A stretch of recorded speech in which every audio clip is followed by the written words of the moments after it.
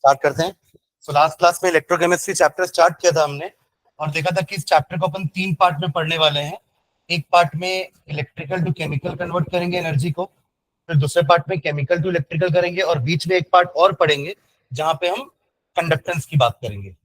जैसा हमारा electronic conductance होता है वैसे आयनिक कंडक्टेंस क्या होता है इसके बारे में बात करेंगे। ठीक है, तो हमने स्टार्ट किया था इलेक्ट्रोलिसिस के पार्ट से जहां पे हम इलेक्ट्रिकल एनर्जी को केमिकल एनर्जी में कन्वर्ट कर रहे थे। क्यों उल्टा कर रहे थे? उल्टा कर रहे थे। केमिकल को इलेक्ट्रिक मतलब इलेक्ट्रिसिटी प्रोड्यूस कर रहे थे। बैटरी लगाए ना अपन, तो बैटरी लगाए मतलब इलेक्ट्रिकल एनर्जी का यूज कर रहे हैं और उससे क्या करवा रहे हैं? रिएक्शन करवा रहे हैं, रेडॉक्स रिएक्शन करवा रहे हैं, मतलब केमिकल एनर्जी में कन्वर्जन हो रहा है। समझ रहे ये समझ के चलो। मतलब अगर सर्किट में बैटरी लगी मतलब you are using electrical energy ना, तो कन्वर्जन इलेक्ट्रिकल में नहीं होगा, इलेक्ट्रिकल किसी और में कन्वर्ट हो रहा है और वो यहाँ पे क्या है? Chemical energy. ठीक है, हमने देखा था कि इसके लिए अपन क्या यूज करते हैं। इलेक्ट्रोलिसिस प्रोसेस का नाम है इलेक्ट्रोलिसिस, जहां पे हम इलेक्ट्रिसिटी की हेल्प से एक कंपाउंड को डिकम्पोज कर रहे हैं उसके अलग अलग एटम्स में या मॉलिक्यूल्स में, है ना। और उसके लिए अपन ने क्या लिया था? एक इलेक्ट्रोलाइटिक टैंक लिया था which is made up of glass. उसमें 2 रॉड डिप की थी, एनोड कैथोड।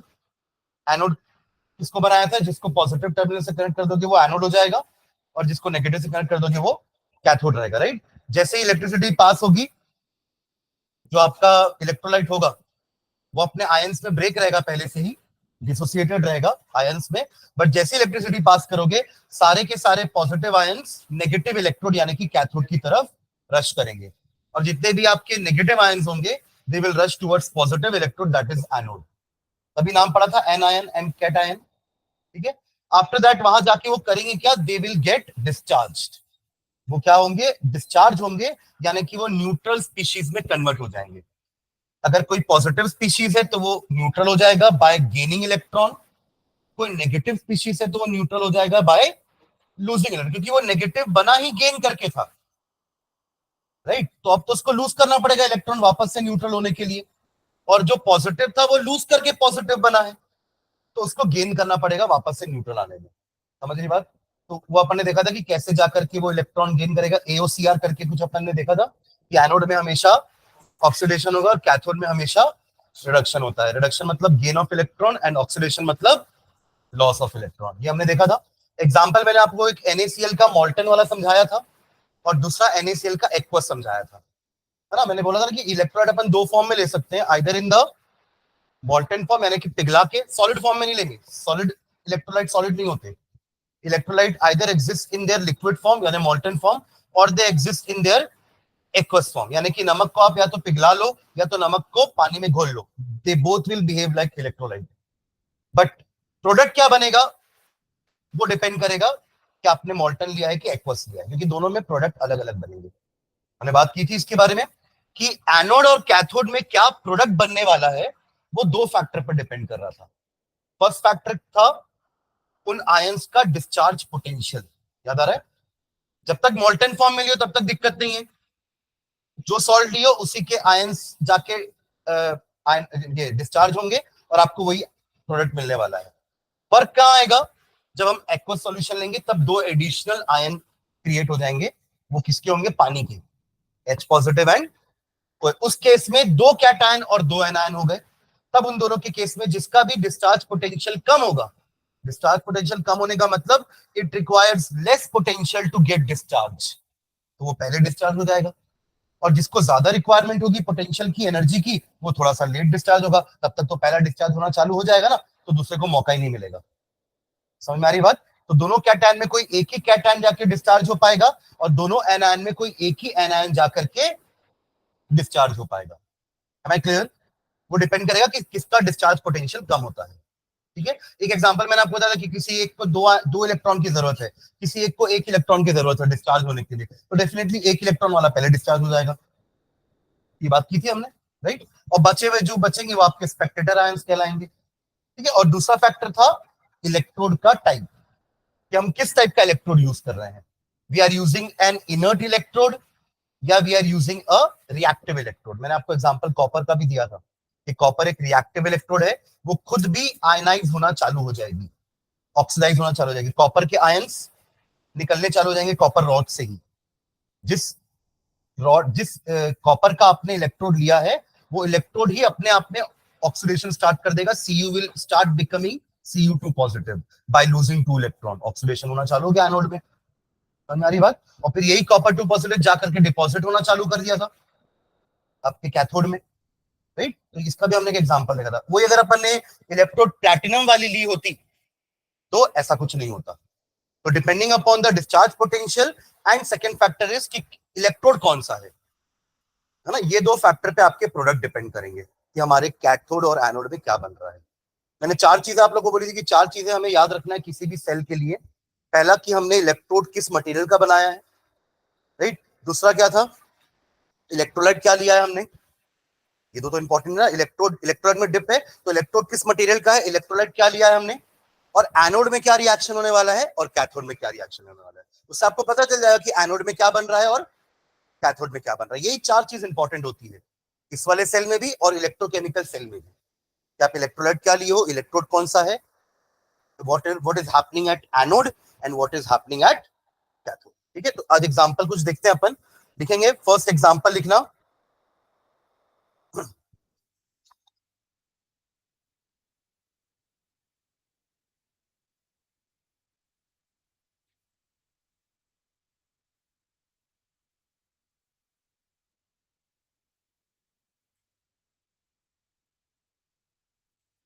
हाँ लिखिए. Electrolysis of molten electrolysis of molten lead bromide. Electrolysis of molten lead bromide. Formula बताएंगे कोई. फॉर्मूला क्या होगा लेड ब्रोमाइड का. PbBr2, क्योंकि Pb2 पॉजिटिव होता है and Br1 negative. Just like chlorine, chloride, bromide, fluoride, iodide, chloride. ठीक है. ब्रोमाइड. तो ब्रोमाइड आपका क्या हो गया, Br नेगेटिव एंड लेड होता है 2 पॉजिटिव. अनलेस गिवन नहीं है तो 2 पॉजिटिव लेके चलेंगे. अदरवाइज लेड का भी 4 पॉजिटिव वाला ऑक्सीडेशन स्टेट भी होता है. प्लम्बस भी होता है और प्लम्बिक भी होता है. दो होते हैं ना. तो अगर ब्रैकेट में 4 लिखा है तो आप 4 वाला लोगे.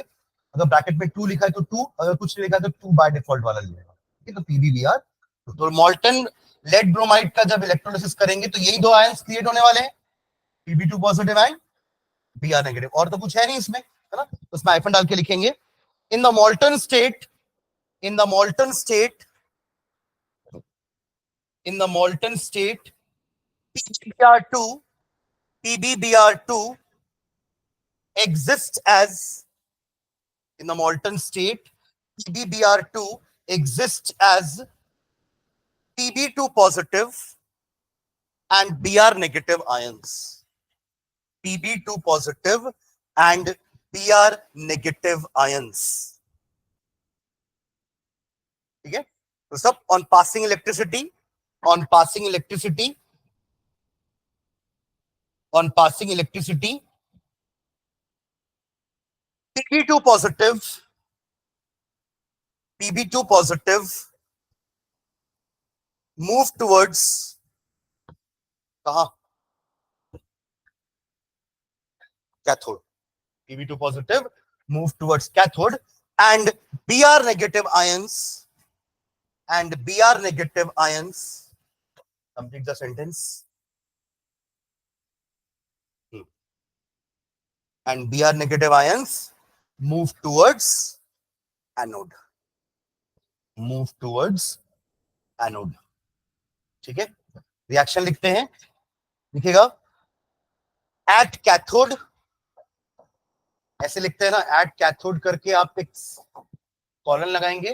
कैथोड में कौन पहुंचा था, Pb2 पॉजिटिव. जा करके क्या करेगा वो,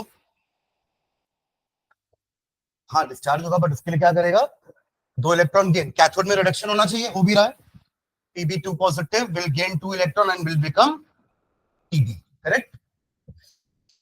At anode, कौन पहुंचा एनोड में, Br नेगेटिव 1 इलेक्ट्रॉन लूज करेगा और Br बन जाएगा. ठीक है. अब यही Br, एक और Br क्या रिएक्ट करके क्या बना लेगा, Br2. ठीक है. तो ये रहा एक और Br मिलके क्या बना लेंगे, Br2. ठीक है, जो सबसे पहले होता है ना, इसको अपन कहते हैं प्राइमरी चेंज। जो सबसे पहले हो रहा है प्राइमरी चेंज। बड़ा पता है कि बी आर ऐसे फ्री रेडिकल के फॉर्म में रहेगा नहीं, तो वो तुरंत एक और बी आर फ्री रेडिकल का मिलकर क्या बना लेगा, बी आर टू। तो इसको हम कहेंगे सेकेंडरी चेंज। Secondary change. तो what are the products we are getting at anode and cathode? तो एनोड से हमें मिल रहा है ब्रोमीन एंड कैथोड में मिल रहा है हमें लेड। ठीक है,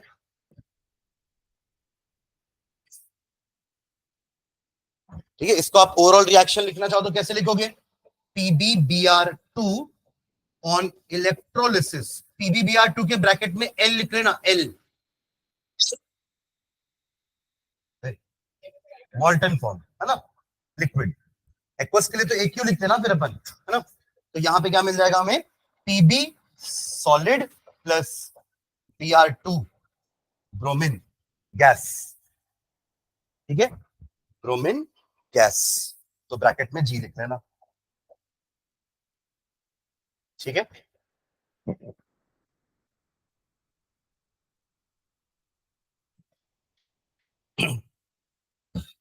अब मॉल्टन NaCl का नहीं लिखवा रहा हूं, ठीक है, तो हो जाएगा। सेम चीजें होगी, बस Na पॉजिटिव यहां पहुंचेगा, एक ही इलेक्ट्रॉन गेन करेगा और Na बन जाएगा। और यहां Cl नेगेटिव पहुंचेगा, एक इलेक्ट्रॉन लूज करके Cl बन जाएगा। अगेन सेकेंडरी चेन में Cl Cl मिलकर Cl2 बन जाएंगे। तो छोड़ दें मॉल्टन मॉल्टन NaCl, सीधा एक्वस वाले में आते हैं, ना लिखेंगे। नेक्स्ट, इलेक्ट्रोलिसिस ऑफ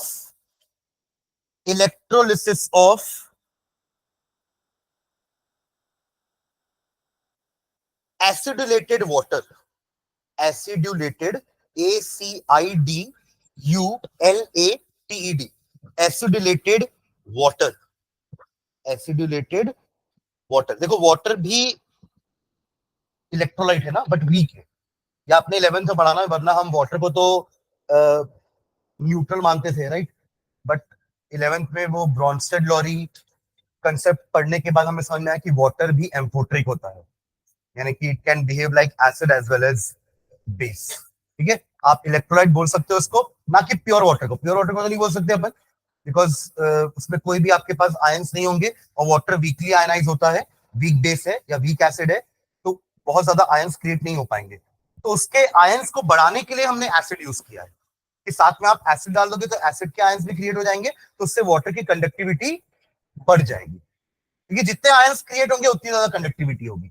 अब वाटर ज्यादा आयंस क्रिएट नहीं कर पा रहा है खुद से, सेल्फ आयनाइजेशन करके, सेल्फ आयनाइजेशन बोलेंगे ना, हर को पानी आयनाइज करवा रहा है। पानी को कौन आयनाइज कराएगा? पानी पानी को आयनाइज कराएगा, इसी को तो बोलते हैं self ionisation of water. But वो बहुत कम होता है, वीक वीक होता है, तो उसको बढ़ाने के लिए अपन एसिड ले रहे हैं। तो एसिड रिलेटेड वाटर समझ गए ना, वाटर में थोड़ा एसिड मिला हुआ है, ठीक है, ताकि आयनाइजेशन थोड़ा सा बढ़ जाए। बट यहाँ भी नंबर ऑफ आयंस क्रिएट होंगे। अच्छी बात यह है कि कैटायन तो एक जैसा ही है, आया ना, कैटायन एक जैसे क्रिएट हो रहा है ना, एसिड से भी H पॉजिटिव आएगा और वाटर से भी, तो कैटायन के बीच में तो रेस लगाने की जरूरत नहीं है।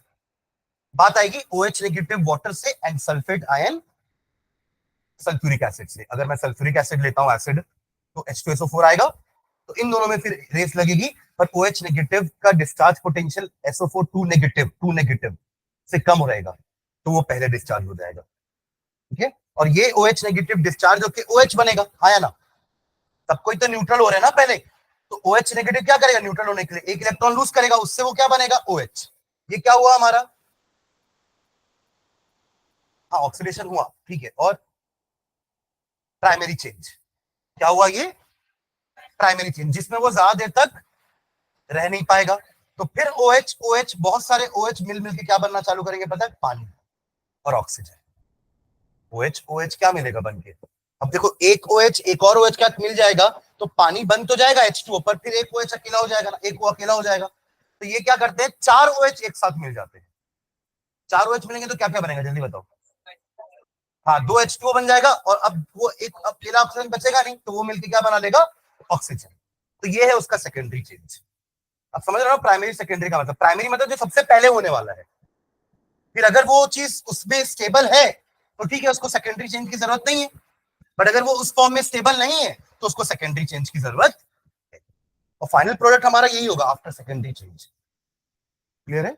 इसमें लिखना हाइफन डाल के, water is weakly ionized. Water is weakly ionized.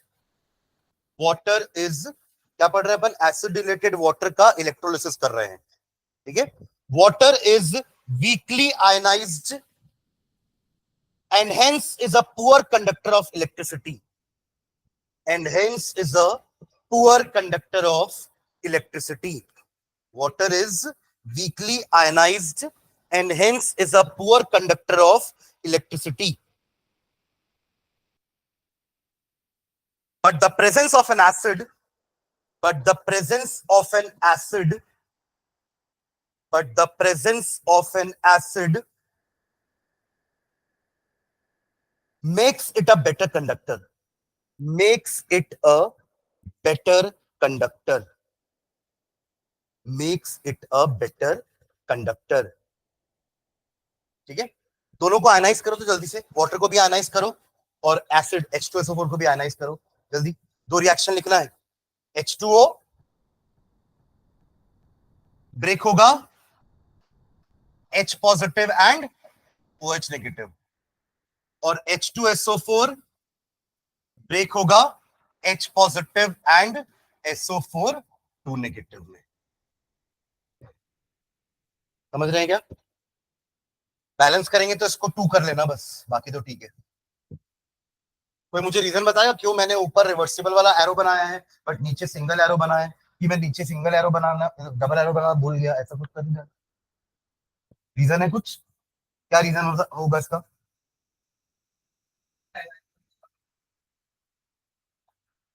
जितने भी वीक इलेक्ट्रोलाइट होते हैं ना, उनका रिएक्शन रिवर्सिबल होता है. ये तो अपन ने आयनिक इक्विलिब्रियम में पढ़ा है ना. आयनिक इक्विलिब्रियम कौन अटेंड करते हैं? जो वीक इलेक्ट्रोलाइट होते हैं. हमने कभी भी HCl का आयनिक इक्विलिब्रियम नहीं पढ़ा है, क्योंकि HCl एक स्ट्रॉन्ग इलेक्ट्रोलाइट है, वो कंप्लीटली डिसोसिएट होगा, तो रिवर्सिबल का तो चांस ही नहीं है. तो वो रिएक्शंस कंप्लीट होते हैं, इक्विलिब्रियम में नहीं पहुंचते हैं. और जो वीक इलेक्ट्रोलाइट होते हैं उनके रिएक्शंस कभी कंप्लीट नहीं होते, वो इक्विलिब्रियम रीच करते हैं. इसलिए ऊपर इक्विलिब्रियम का साइन लगा हुआ है और नीचे आपका सिंगल, मतलब इरिवर्सिबल रिएक्शन. क्योंकि H2SO4 जितना भी लोगे पूरा का पूरा आयनाइज हो जाएगा, पर वाटर सारे के सारे वाटर के मॉलिक्यूल आयनाइज नहीं होंगे, क्योंकि उसमें ये रिवर्सिबल चेंज चलता रहेगा. मान लो एक पानी का मॉलिक्यूल आयनाइज हुआ, उतने देर में एक पानी का मॉलिक्यूल वापस से एसोसिएट हो जाएगा. Dissociate, associate. समझ रहे? Forward reaction is dissociation and backward reaction is association. ठीक है. हाँ, एसिटिक एसिड भी वीक एसिड है. अमोनियम हाइड्रोक्साइड वीक बेस है. इन्हीं दोनों को तो लेते थे हम आयनिक इक्विलिब्रियम में. एसिड, जब भी एसिड की बात होती थी हम एसिटिक एसिड ले लेते थे, वीक एसिड. और जब भी बेस की बात होती थी तो हम अमोनियम हाइड्रोक्साइड ले लेते, NH4OH. वो एक पॉपुलर वीक बेस है और एसिटिक एसिड एक पॉपुलर वीक एसिड है. ठीक है, चलिए लिखिए रिएक्शन. तो कौन कौन से आयंस आ रहे हैं? कैटायन तो एक जैसे ही है, एन आयन दो अलग अलग है ना. तो लिखते हैं नीचे कौन कहां भागेगा. लिखेंगे नीचे, when electric current is passed, when electric current is passed, when electric current is passed, comma, H positive ions move towards cathode. H positive ions move towards cathode, move towards cathode,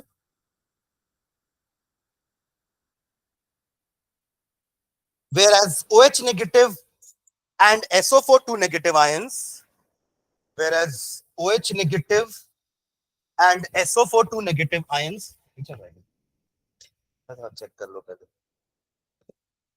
OH negative and SO4 2 negative ions move towards anode, move towards anode, move towards anode. Next line में, since discharge potential of OH negative, since discharge potential of OH negative is lower, लिखे higher लिखे? Lower ना, यही तो जाके 1 negative 2 negative. तो discharge potential of OH negative is lower than that of, is lower than that of, is lower than that of SO4 2 negative, is lower than that of SO4 2 negative, comma, OH negative will get discharge. OH negative will get discharge at anode. At anode. देखो क्या reaction जल्दी से देखो, पहले पहले cathode का लिख लो, at cathode करके लिखो रिएक्शन। एट कैथोड कौन पहुंच रहा है कैथोड पे? H positive. क्या करेगा वहां जाके? बोलो, लिखते जाऊंगा। यहां क्या लिखूं अभी वो बताओ? Plus electron gives H। Correct. इसको सेकेंडरी चेंज की जरूरत है ना, अकेले नहीं रह पाएगा ना ये H। तो अगले स्टेप पे सेकेंडरी चेंज भी दिखा देना। क्या मिल जाएगा? H2 गैस मिलना भी चाहिए। देखो वाटर का आयनाइजेशन कर रहे हो ना, तो वाटर के इलेक्ट्रोलिसिस से क्या मिलेगा? हाइड्रोजन गैस और ऑक्सीजन गैस। यही तो मिलेगा ना। 10th क्लास में पढ़ते थे आप इलेक्ट्रोलिटिक डिकम्पोजिशन ऑफ वाटर। तो दो टेस्ट ट्यूब लेते थे, एक टेस्ट ट्यूब में हाइड्रोजन कलेक्ट होता था और दूसरे टेस्ट ट्यूब में ऑक्सीजन कलेक्ट होता था। हम पहचानते कैसे थे?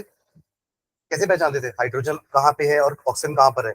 एक टेस्ट ट्यूब में ज्यादा जगह आपको खाली दिखती थी और एक टेस्ट ट्यूब में कम जगह खाली दिखती थी। याद आ रहा है वो आपको? तो उसमें क्या होता था, क्योंकि आपका अगर एक वाटर मॉलिक्यूल या दो वाटर मॉलिक्यूल ब्रेक होता है तो हाइड्रोजन दो मॉलिक्यूल बनता है बट ऑक्सीजन एक ही बनता है। यानी कि हर दो पे ये दो ये एक बन रहा है ना, तो ज्यादा कौन बन रहा है? तो टेस्ट ट्यूब जिसमें हाइड्रोजन कलेक्ट हो रहा होगा उस टेस्ट ट्यूब में आपको ज्यादा स्पेस खाली दिख रही होगी। एक्चुअली वो खाली स्पेस नहीं है, वहां पे क्या है? हाइड्रोजन है। वो दिख नहीं रही है इसलिए वो आपको खाली दिख रही है। पर होता क्या है, टेस्ट ट्यूब में पहले पानी ऊपर तक रहता है। जैसे हाइड्रोजन बनते जाएगा ना, तो हाइड्रोजन और ऑक्सीजन दोनों लाइटर गैस है, गैसेस में लाइटर होती है, तो ये ऊपर जाने की कोशिश करेंगी। ऊपर जाएंगे तो क्या करेगा? ऊपर जाने के बाद पानी को नीचे धक्का देंगी। इसको कहते हैं downward displacement of water. Water नीचे खिसका ना, डिस्प्लेसमेंट मतलब खिसकना, डाउनवर्ड मतलब नीचे। कौन नीचे खिसका? पानी। तो डाउनवर्ड डिस्प्लेसमेंट ऑफ वाटर। और ऐसा क्यों हुआ? क्योंकि गैसेस ऊपर गई, उनको भी तो रहने की जगह चाहिए ना। They are also matter, they also occupy space, they also have mass.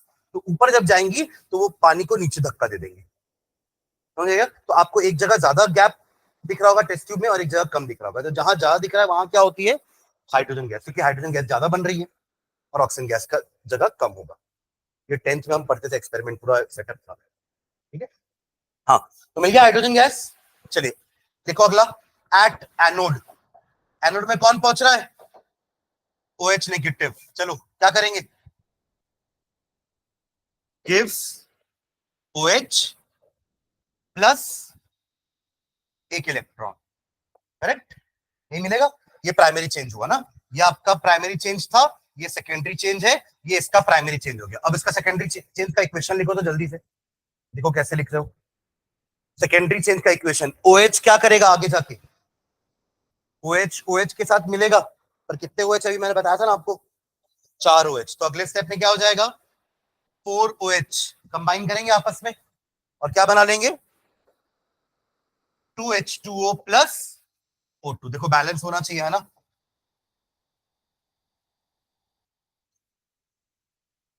Clear है? पर ये 4OH कहां से आएगा? 4 पानी लेना पड़ेगा शुरू में, तब तो 4H2O से 4H पॉजिटिव आएगा और 4OH नेगेटिव आएगा। फिर वो सारे के सारे 4OH नेगेटिव 4OH में कन्वर्ट होंगे और वो सारे के सारे 4OH वाटर एंड ऑक्सीजन बना देंगे। क्लियर है क्या? ठीक है, बाकी इसका ओवरऑल रिएक्शन यही होगा जो मैंने यहां लिखा है। लिख रहा है? नीचे लिख लो, overall reaction, overall reaction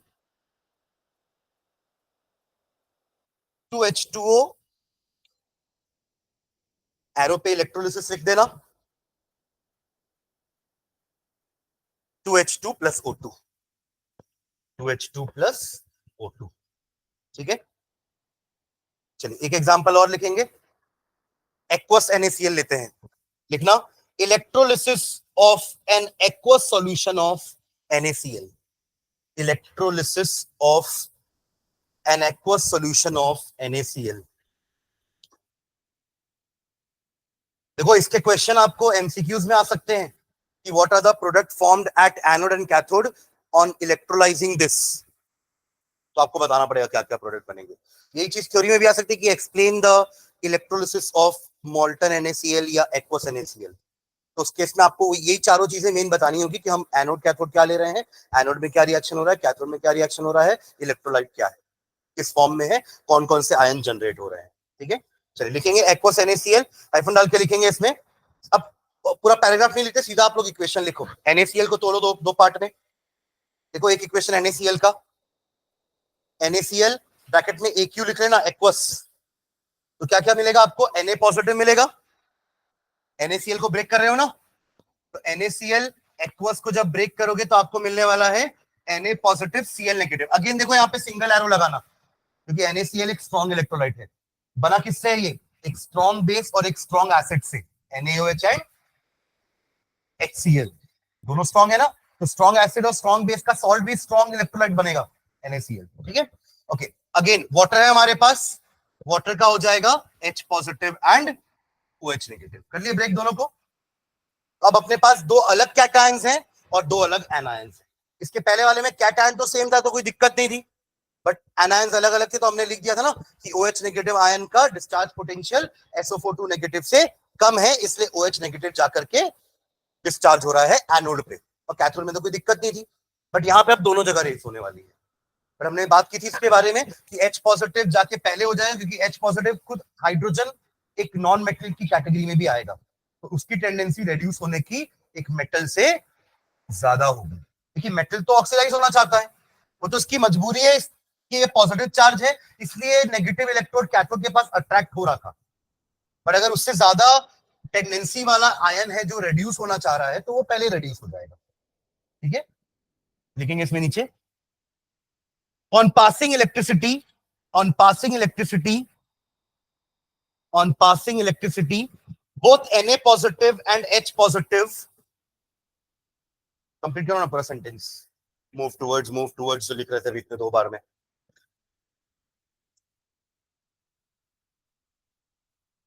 both Na positive and, ध्यान कहाँ है तेरा विशेष? मम्मी बोली विशेष में विशेष ध्यान देना, विशेष तो यहाँ विशेष ध्यान नहीं दे रहा, तो फिर कैसे करूं मैं? Na में N स्मॉल होता है क्या? Capital N, sodium.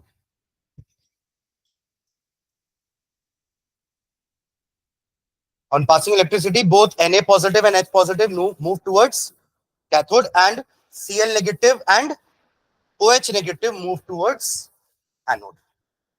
अब Cl प्योर नॉन मेटल, तो it will be discharging first, उसका डिस्चार्ज पोटेंशियल OH नेगेटिव से कम होगा, और Na पॉजिटिव और H पॉजिटिव में H पॉजिटिव का डिस्चार्ज पोटेंशियल कम होगा, उसको दोनों को नीचे लाइन में लिखेंगे। एट कैथोड,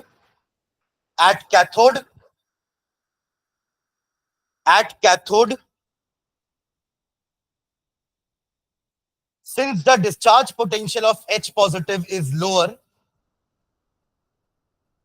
at cathode के बाद हाइफन डाल देना ना, कैथोड में क्या हो रहा है, at cathode के बाद hyphen, since the discharge potential of H positive ions is lower than that of Na positive ions, is lower than that of Na positive ions, since the discharge potential of H positive ions is lower than that of Na positive ions, therefore H positive ions are discharged. Therefore H positive ions are discharged in preference to Na positive ions. In preference to, preference समझ गए ना? Preferably H positive ions जाकर के discharge होगा in comparison to Na positive. Preference to Na positive ions. Reaction लिख लो जल्दी से, primary chain secondary chain जल्दी लिखो। H पॉजिटिव पहुंचा, क्या करेगा वहां जाकर के? Na नहीं जाएगा। H पॉजिटिव पहुंचा, क्या करेगा जाके? इलेक्ट्रॉन गेन करेगा। देखो H पॉजिटिव प्लस एक इलेक्ट्रॉन चाहिए उसको, बन जाएगा H। Primary change, secondary change में H और H मिलके H2 बना लेंगे। ठीक है, प्राइमरी चेंज पहला रिएक्शन हो गया, सेकेंडरी चेंज आपका दूसरा रिएक्शन। ठीक है, चलो एनोड के बारे में लिखो जल्दी से, लिख लो पूरा लाइन एनोड के बारे में। आपको बता देना मैंने, Cl नेगेटिव डिस्चार्ज होगा SO4 सॉरी OH नेगेटिव के पहले, तो अब लिख लो पूरा सेंटेंस कि since the discharge potential of Cl negative ions is lower than that of OH negative ions, therefore Cl negative ion will discharge. क्या हो गया? हाँ अरे अपन बात की ना कि Na पॉजिटिव और H पॉजिटिव में H पॉजिटिव का डिस्चार्ज पोटेंशियल कम है, तो वो जाकर के H पॉजिटिव इलेक्ट्रॉन गेन किया और H बन गया। यही H और एक और H मिलके क्या बन गए, H2। ये हो गया प्राइमरी चेंज, ये हो गया सेकेंडरी चेंज। तो ठीक है, अब एनोड में कौन कौन भागेगा, Cl negative and OH negative, right. तो Cl नेगेटिव का डिस्चार्ज पोटेंशियल OH नेगेटिव से कम है, यही लिखना है। Therefore Cl negative will discharge at anode. तो वो डिस्चार्ज होकर क्या करेगा, Cl negative will give Cl plus electron, यही Cl एक और Cl के साथ मिलकर क्या बना देगा, Cl2। ये प्राइमरी चेंज और ये सेकेंडरी चेंज। ठीक है। अभी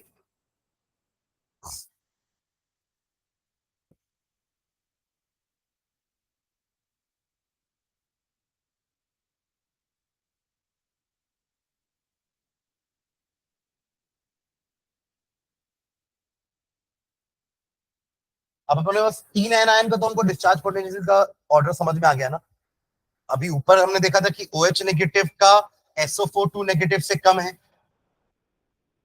और Cl नेगेटिव का OH से कम है। तो अगर ये दोनों भी कभी आएंगे तो आप पहचान जाओगे ना कि Cl नेगेटिव पहले डिस्चार्ज होगा। आप समझे कि नहीं मैं क्या बोलना चाह रहा हूँ।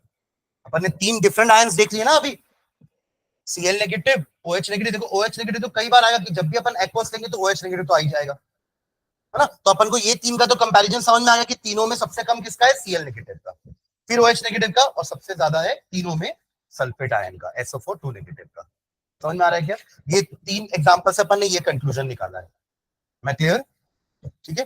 हो गया, रिएक्शन दोनों कंप्लीट हो गए। ठीक है, चलो ये तो बात हो गई डिस्चार्ज पोटेंशियल वाले की। अब एक एग्जांपल इलेक्ट्रोड वाला लेते हैं।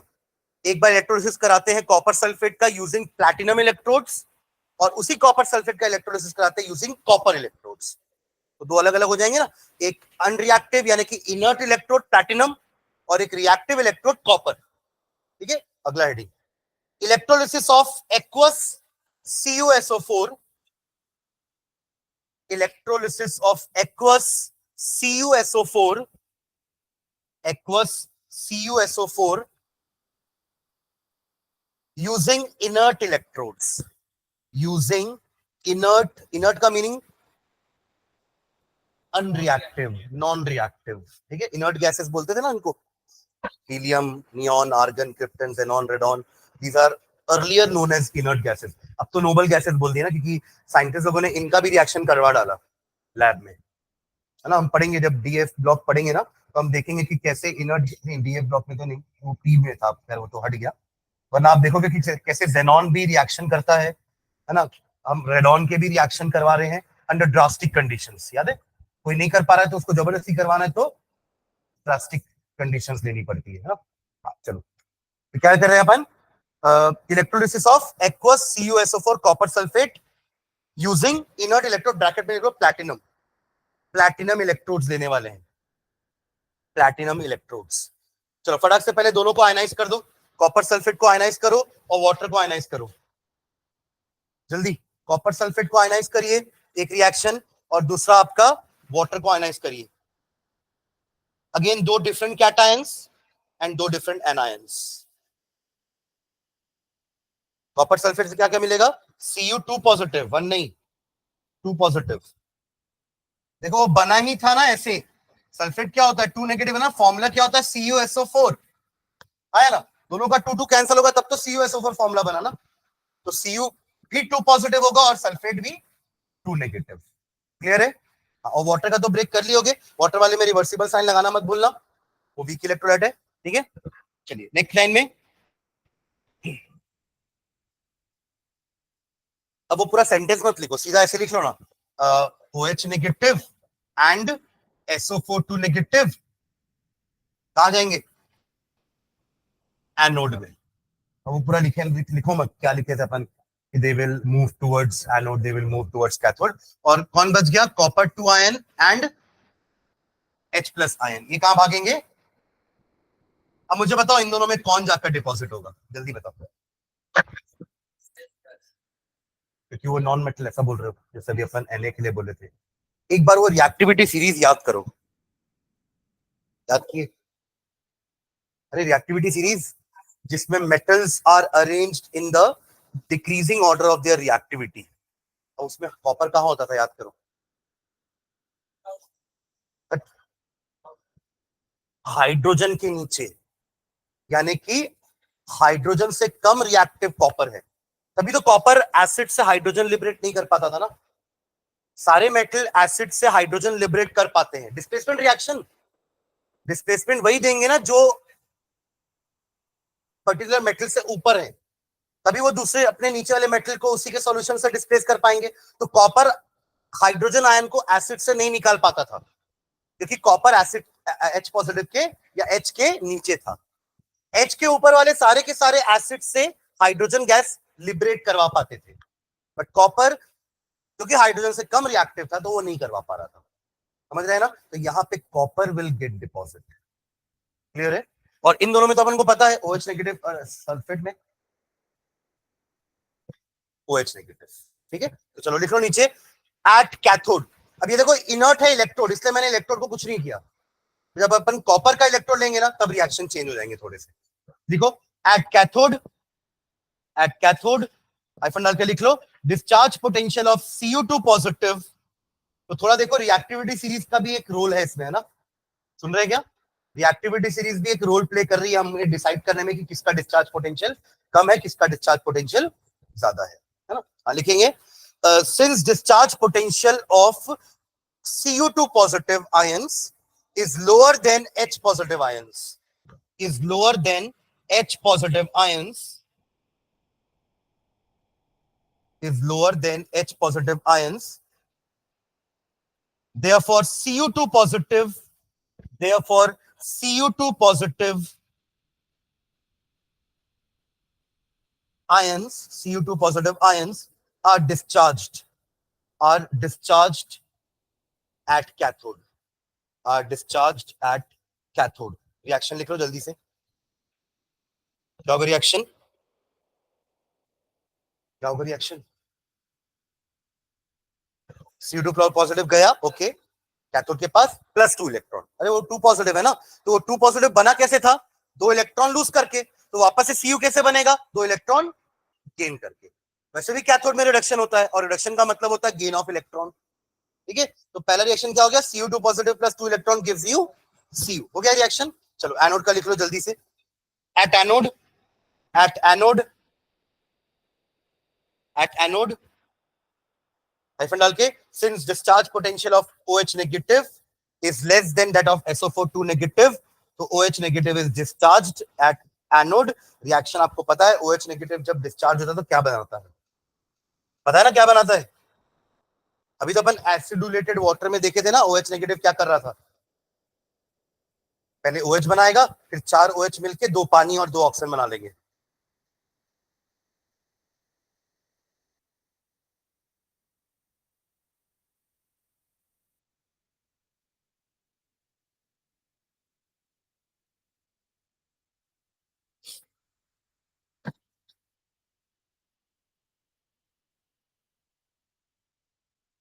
हो रहा है?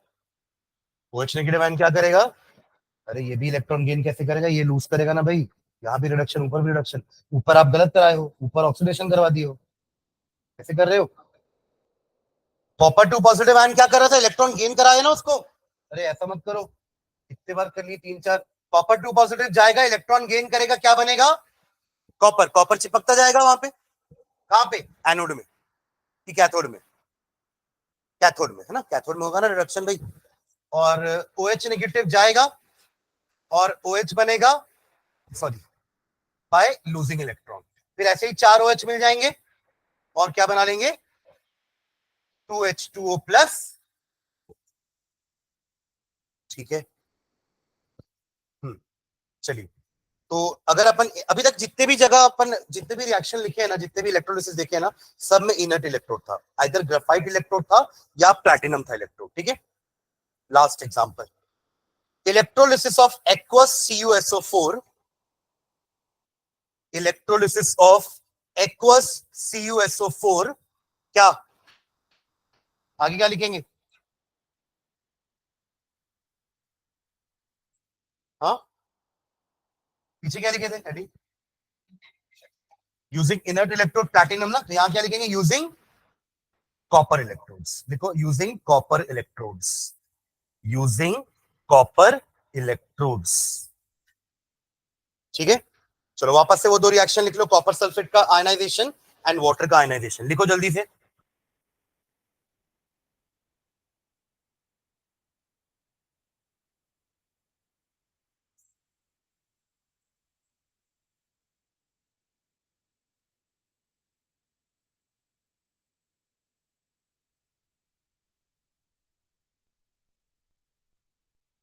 लिखे दोनों रिएक्शन। चलो कैथोड में, कैथोड का रिएक्शन भी सेम लिख लो। कैथोड में सेम रिएक्शन होगा, Cu2 पॉजिटिव जाएगा और जाकर के Cu 2 इलेक्ट्रॉन गेन करके कॉपर बन के डिपॉजिट हो जाएगा। वहां तक सेम है पूरा पिछले बार जैसा, जल्दी लिखो। वो सेंटेंस मत लिखते जाना कि कॉपर आयन का, वो तो पता है ना हमको, H पॉजिटिव से ज्यादा होता है, सॉरी कम होता है डिस्चार्ज पोटेंशियल, इसलिए copper ion will be deposit there. सीधा रिएक्शन लिख दो। ये क्या किया है? अच्छा ठीक, आगे बढ़। एट कैथोड, रिएक्शन हो गया सबका कैथोड वाला, सेम रिएक्शन है, कैथोड तक का रिएक्शन सेम है जो पिछला अपन ने लिखा है, चेंजेस आएगा एनोड में। क्योंकि अब हमारा इलेक्ट्रोड एक रिएक्टिव इलेक्ट्रोड है, तो वो खुद अपने आप में आयनाइजेशन चालू कर देगा। प्लैटिनम इनर्ट था तो वो खुद रिएक्शन नहीं कर रहा था, वो बस सरफेस प्रोवाइड कर रहा था इलेक्ट्रॉन के लिए। ठीक है, हो गया कैथोड का रिएक्शन सबका, Cu2 positive plus 2 electron gives you Cu। यहां तक ठीक है ना? ये कैथोड का रिएक्शन था पिछले बार भी और अभी भी, बट ये चेंज होने वाला है एनोड का। तो नीचे लिखेंगे एट एनोड हाइफन डाल के लिखेंगे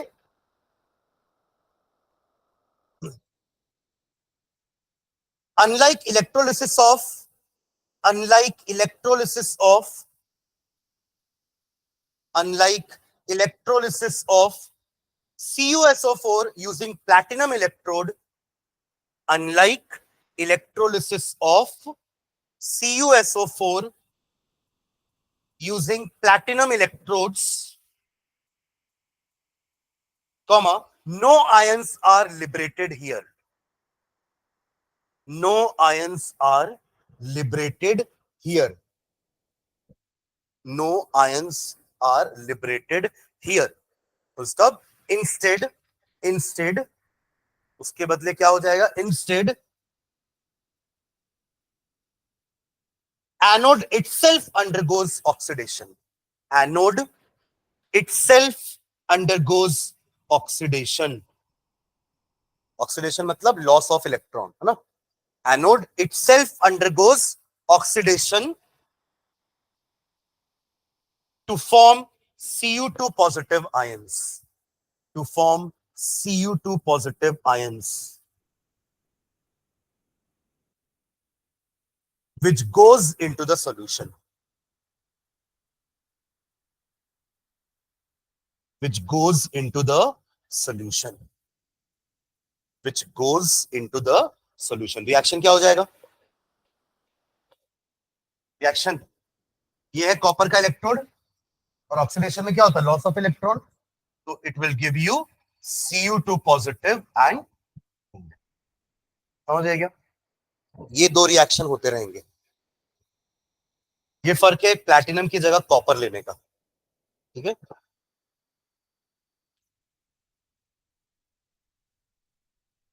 क्लियर है ना? तो ये कितने 5 एग्जांपल देखे ना अपन। पहले PbBr2 मॉल्टन फॉर्म में लिए, फिर एसिडिलेटेड वाटर लिए, फिर NaCl को एक्वस फॉर्म में लिए, फिर कॉपर सल्फेट को एक्वस फॉर्म में लिए बट प्लैटिनम इलेक्ट्रोड के साथ, फिर वही कॉपर सल्फेट को एक्वस फॉर्म में लिए बट कॉपर इलेक्ट्रोड का। तो 5 एग्जांपल हो गए just to explain those two factors. कौन से दो फैक्टर? एक discharge potential and second is nature of electrode, electrode कैसा है। तो ये दो फैक्टर पे डिपेंड कर रहा है कि प्रोडक्ट क्या बन रहा है एनोड में और कैथोड में। क्लियर है? ठीक है, चलो नेक्स्ट हिंट डालेंगे। Faraday's laws of electrolysis. Faraday's laws of electrolysis. Faraday's laws of electrolysis. Faraday's laws of electrolysis. Faraday ने इलेक्ट्रोलिसिस पे स्टडी करी, बट किस टाइप की स्टडी करी पता है? क्वांटिटेटिव टाइप की। अभी तक अपन जो इलेक्ट्रोलिसिस की स्टडी कर रहे थे ना, वो क्वालिटेटिव थी, क्वालिटेटिव का मतलब है वो बस इतना बता रहा था कि हाँ एनोड में कॉपर जाएगा, कैथोड में OH जाएगा, ऐसे बस बात कर रहे थे। बट फैराडे ने क्या स्टडी करी कि कॉपर जाएगा, ओके जाएगा, पर कितना कॉपर डिपॉजिट होगा, मास बताओ, कितना ग्राम कॉपर डिपॉजिट होगा ये बताओ। इसको बोलते हैं क्वांटिटेटिव स्टडी। प्रोडक्ट कौन से बन रहे हैं वो क्वालिटेटिव स्टडी हो गए, प्रोडक्ट कितने बन रहे हैं वो क्वांटिटेटिव स्टडी हो गई। समझ में आ रही बात? तो उसके लिए 2 लॉ दिया था फैराडे ने, है ना। अब देखो हमको पता है कि इलेक्ट्रिसिटी की हेल्प से रिएक्शन हो रहा है, हाँ या ना। इलेक्ट्रिसिटी बंद कर दोगे तो क्या हो जाएगा, रिएक्शन वहीं रुक जाएगा, क्योंकि ये तो वैसे भी नॉन स्पॉन्टेनियस रिएक्शन थे ना। ये सारे रिडॉक्स सेक्शन कैसे थे, नॉन स्पॉन्टेनियस। इनको कराने के लिए तो इलेक्ट्रिसिटी दे रहे हैं, पर शुरू में भी पढ़े थे ना कि जो रिएक्शन नॉन स्पॉन्टेनियस है उनमें इलेक्ट्रिसिटी दे करके रिएक्शन करवाया जा रहा है। तो अगर आपने इलेक्ट्रिसिटी बंद कर दी मतलब वो रिएक्शन वहीं पे स्टॉप हो जाएगा, हाँ या ना, हो जाएगा। तो फैराडे ने इसी का यूज करके एक लॉ दिया कि आप जितनी इलेक्ट्रिसिटी दे रहे हो उसके हिसाब से प्रोडक्ट बनेगा। यानी कि ये दोनों डायरेक्टली प्रोपोर्शनल हुए कि नहीं हुए, कि mass of substance deposited on the electrode is directly proportional to the current या charge current. I is equals to Q by T, Q is equals to IT। आप लोग पढ़ो ना करंट क्या होता है, I is equals to Q by T, यही तो फॉर्मूला होता था ना। अरे डिफाइन तो करो करंट को, क्या क्या पढ़ते थे करंट आप लोग, flow of charges per unit second या पर यूनिट टाइम इस करंट। तो आप करंट बोलो या चार्ज बोलो एक ही मतलब है, समझ रहे हैं। तो जितना चार्ज फ्लो करवाओगे आप उतना ज्यादा सब्सटेंस डिपॉजिट होगा, जितना कम चार्ज फ्लो कराओगे उतना कम सब्सटेंस डिपॉजिट होगा। ये पहला लॉ था उनका, ठीक है। दूसरा लॉ क्या बोल रहा था कि अगर आपने 2 अलग अलग सेल को सीरीज में ले लिया, सीरीज में क्या होता है, करंट सेम होते हैं, सीरीज में करंट सेम होते हैं ना। और 2 अलग अलग सेल कहने का मतलब, मान लीजिए एक में आपका है NaCl और दूसरे में है कॉपर सल्फेट। एक में है NaCl तो उसमें Na पॉजिटिव आयंस लिबरेट हो रहे होंगे, एक में कॉपर सल्फेट है तो वहां पे कॉपर आयंस लिबरेट हो रहे होंगे। यहां तक क्लियर है सबको, करंट दोनों में सेम जा रहा है। क्या डिपोजिशन दोनों में सेम होगा, क्या नहीं होगा। उसका कारण है कि Na पॉजिटिव 1 इलेक्ट्रॉन लेकर के डिपॉजिट हो जाएगा, बट कॉपर आयन 2 इलेक्ट्रॉन लेकर के डिपॉजिट होगा। प्लस ऊपर से एटॉमिक मासेस भी दोनों के अलग अलग है, सोडियम का एटॉमिक मास 23 है और कॉपर का 63.5 है। तो दोनों का जो मास डिपॉजिट हो रहा है वो अलग अलग होगा, भले दोनों में करंट सेम जा रहा है, क्योंकि सीरीज में है, हमें पता है सीरीज में करंट सेम होता है। बट क्योंकि दोनों का रिक्वायरमेंट अलग अलग है ना भाई, एक इलेक्ट्रॉन लेकर के खुश है और दूसरे को 2 इलेक्ट्रॉन चाहिए, जबकि इलेक्ट्रॉन तो आपने दोनों में बराबर भेजे हैं। तो उस केस में अमाउंट ऑफ सब्सटेंस डिपॉजिट किस पे डिपेंड करेगा, कितने इलेक्ट्रॉन यूज कर रहा है वो, और उनका एटॉमिक मास उस पर भी डिपेंड करेगा। दोनों का एटॉमिक मास अलग अलग है ना, ठीक है। तो चलो पहले फर्स्ट लॉ लिखते हैं, लिखेंगे Faraday's first law of electrolysis, Faraday's first law of electrolysis, Faraday's first law of electrolysis. इससे थोड़ा न्यूमेरिकल बनते हैं ना, Faraday's first law of electrolysis, इसमें आइफन डाल के लिखेंगे statement. It states that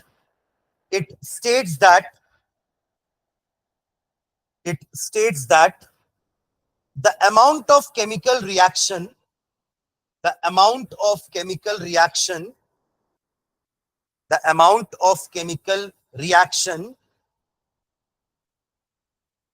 and hence the mass of any substance deposited, the amount of chemical reaction and hence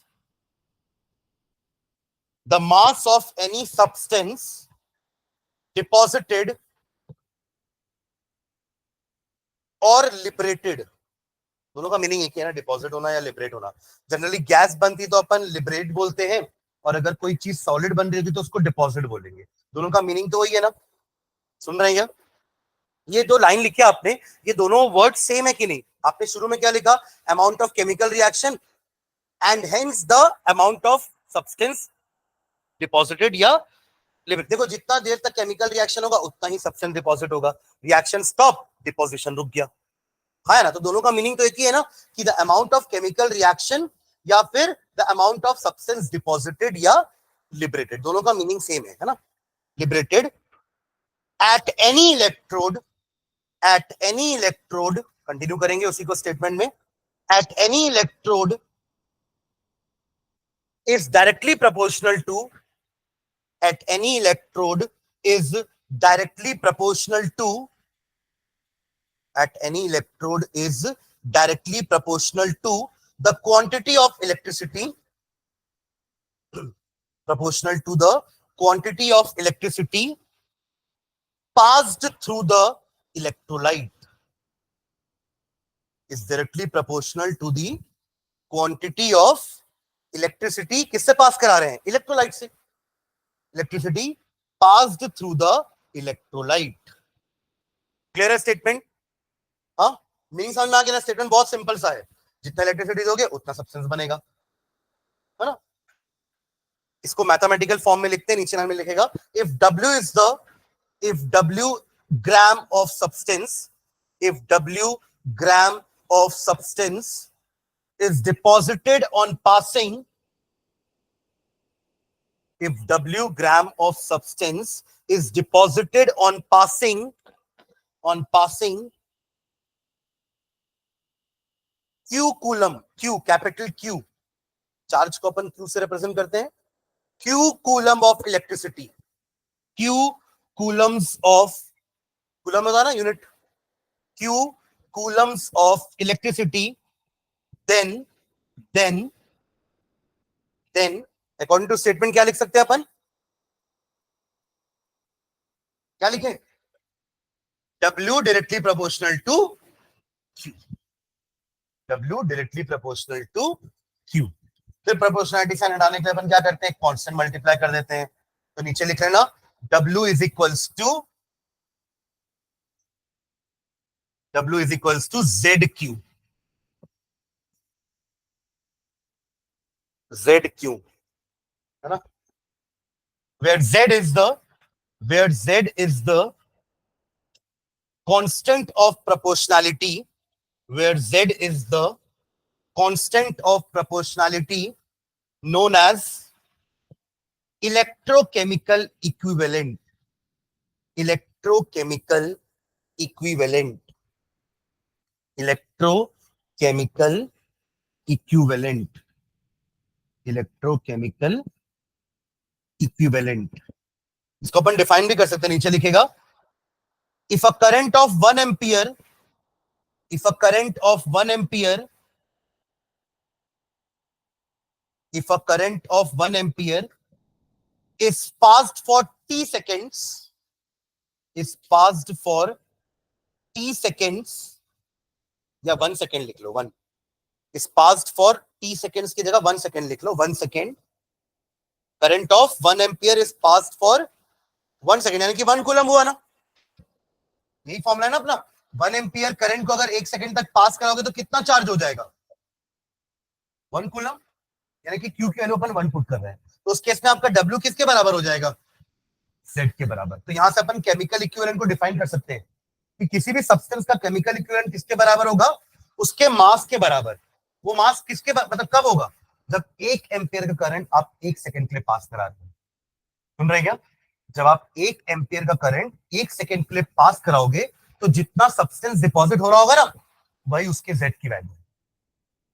M I clear? ठीक है, तो उसी को अपन डिफाइन करते हैं, अब नीचे लिखेंगे, तो इससे क्या हो जाएगा, नीचे लिखना W is equal to Z, आप 1 पुट कर दोगे तो 1 कूलम भी आएगा चार्ज, तो W इज इक्वल टू क्या हो जाएगा, Z. Now will define Z, देखो नीचे, इलेक्ट्रोकेमिकल इक्विवेलेंट में be defined as, electrochemical equivalent में बी डिफाइंड एज, आप लोग ऐसा फिजिक्स में बहुत करते होगे ना, 1 रख दो तो इसका डेफिनेशन आ जाएगा, नहीं, जैसे कि एग्जांपल में आपको बताता हूं, आप ऐसा लिखते थे R is equals to rho L by A, ये हमारा होता था फॉर्मूला, ये अपन यहां भी पढ़ेंगे केमिस्ट्री में भी, है ना. तो अपन क्या करते थे, रो को डिफाइन करना है तो L और A को 1 रख देते थे, तो क्या हो जाता, R बराबर रो हो जाएगा.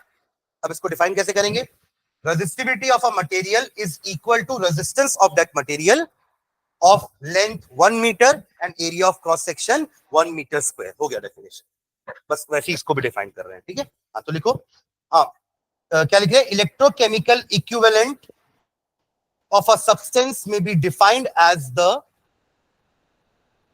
electrochemical equivalent of a substance is defined as the mass of the substance, as the mass of the substance, defined as the mass of the substance deposited,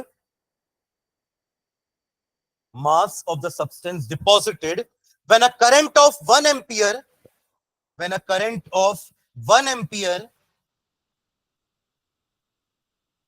क्या आगे, is passed for 1 second, तभी तो 1 coulomb charge होगा. When a current of 1 ampere is passed for 1 second. ठीक है, यानी आप इसकी जगह 1 कूलम इज पास भी लिख सकते हो ना, ये पूरे स्टेटमेंट को चेंज करके व्हेन 1 कूलम ऑफ चार्ज या करंट इज पास्ड, वो भी सही है. ठीक है, देखिए आप Q की जगह IT लिख सकते हो, तो आपका फॉर्मूला एक ये भी बन सकता है ZIT, W is equals to ZIT. ये कैसे आएगा, तो आप ब्रैकेट में लिख सकते हो Q बराबर होता है, सॉरी I बराबर होता है Q बाय T. ठीक है, तो W is equals to ZIT भी एक हमारा फॉर्मूला हो जाएगा. ठीक है, क्लियर है.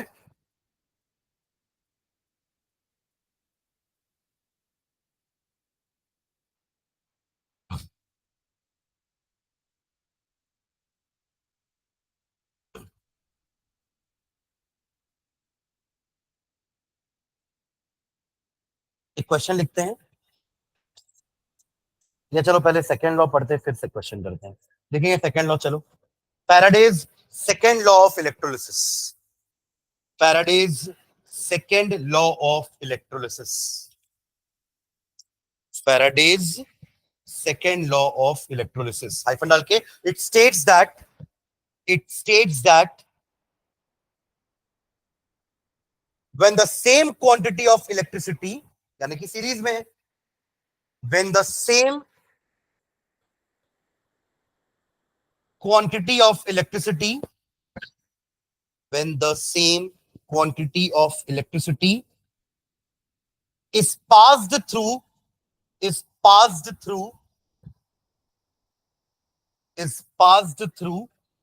solutions of different electrolytes,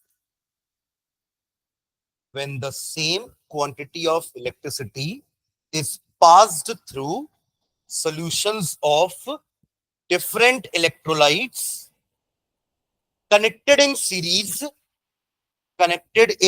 series, comma, the weights of the substances produced, the weights of the substances produced, दोनों अपने अपने सेल में सब्सटेंस प्रोड्यूस कर रहे होंगे ना. अभी एक ही सेल था, अब 2 सेल है, दोनों में सेम इलेक्ट्रिसिटी पास कर रहे हो, दोनों में डिपोजिशन होगा कि नहीं होगा, है ना. तो the weights of the substance produced at the electrodes are directly proportional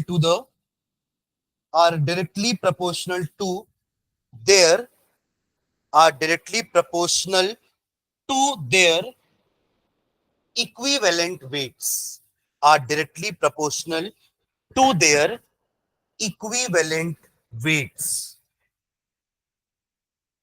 are directly proportional to their equivalent weights. Equivalent weight के पहले तब सारी चीजें समझ में आई क्या लिखे हैं अपन, कि अगर सेम अमाउंट ऑफ इलेक्ट्रिसिटी हम 2 सेल में दे रहे हैं, 2 अलग अलग सेल हैं, 2 अलग अलग इलेक्ट्रोड्स वाले होंगे, मतलब 2 एनोड 2 कैथोड, दोनों में एक एक एनोड, दोनों में एक एक कैथोड, दोनों में अपना अपना electrolyte, but both are connected in series, और दोनों में सेम करंट जा रहा है. तो the substance deposited on each electrode is directly proportional to their equivalent weight. ठीक है, अब इक्विवेलेंट वेट क्या होता है, जैसे अगर मुझे किसी का भी इक्विवेलेंट वेट निकालना है, जैसे फॉर एग्जांपल मुझे सिल्वर का इक्विवेलेंट वेट निकालना है या कॉपर का निकालना है, तो सिल्वर का क्या होता है, सिल्वर Ag पॉजिटिव से 1 इलेक्ट्रॉन गेन करके Ag बन जाएगा, पर वही कॉपर आयन को 2 इलेक्ट्रॉन लगेंगे कॉपर बनने के लिए, है ना. तो इसको बोलते हैं उनकी वैलेंसी. क्या बोलते हैं, वैलेंसी. तो इक्विवेलेंट वेट होता है उनका atomic mass upon their valency, या यूं कह लो number of electrons they lose और दे गेन, वही तो वैलेंसी होती है. तो atomic mass divided by number of electrons they lose or they gain is their equivalent weight. और उस पर डिपेंड करेगा, मैंने आपको बताया ना कि कितने इलेक्ट्रॉन वो लूज और गेन कर रहे हैं, उस पर डिपेंड करेगा कितने आयंस उनके डिपॉजिट होने वाले हैं। और मास की बात कर रहे हैं तो उनका मास एटॉमिक मास पे भी डिपेंड करने वाला है। तो उसी को, दोनों के कॉम्बिनेशन को अपन क्या बोलते हैं, equivalent weight, which is equal to the atomic mass divided by their valence. ठीक है, तो नीचे लिख भी लो, equivalent weight of any element, equivalent weight of any element, formula लिख लो directly, equivalent weight of any element, equivalent weight of any element is equal to का साइन लगाना, न्यूमरेटर में लिखेंगे atomic mass of the element, atomic mass of the element,